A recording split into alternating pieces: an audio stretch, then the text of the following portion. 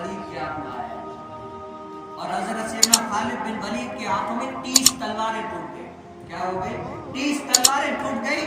ان کفاروں سے لڑتے ہوئے ٹائم شام تک آ گیا. ایسا ٹائم آ گیا کیونکہ خالد بن ولید امیر ہو اور وہ لشکر ہارے، یہ ہو ہی نہیں سکتا. حضرت سیدنا خالد بن ولید ان لشکروں کو لڑنے کے لیے ابھار رہے ہیں، جوش و خروش کے ساتھ لڑنے کے لیے تیار کر رہے ہیں. جب شام کا ٹائم آتا ہے تب لڑائی موقوف ہو جاتی ہے. کیا ہوتی ہے؟ لڑائی موقوف ہو جاتی ہے.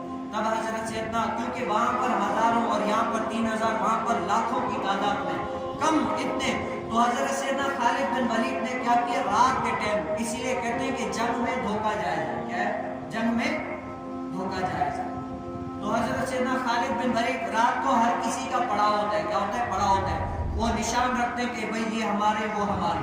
تو حضرت سیدنا خالد بن ولید رات کو اٹھ کر وہ نشان ان کے ادھر کر دیتے ہیں اور اپنے ادھر کر دیتے ہیں. جیسے ہی صبح اٹھتے ہیں ان کی جو ہے نا عقل گھوم جاتی ہے کہ اتنے مسلمانوں کے پہلے تو کم تھے، ابھی اتنے آ گئے. وہ غصے میں ہیں، اتنے ڈر رہے، خوف سے ہیں، کیونکہ ان کے اندر خوف پیوست ہو گیا. جب خوف پیوست ہو گیا تو کیا کیا؟ خالد بن ولید نے اپنی قوم کو ابھارتے ہوئے ان کو قتال کے ساتھ ابھارا. تو مسلمانوں کی قوم ان لاکھوں کی مجمع میں 3000 قوم بھاری آ گئی.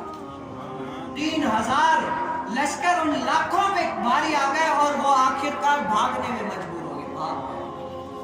یہ خالد بن ولید نے اس طرح قوم کو کیا کیا؟ ابھار کر اپنی جوش و خروش کے ساتھ اس قوموں کو دور بھگا دیا. سبحان اللہ.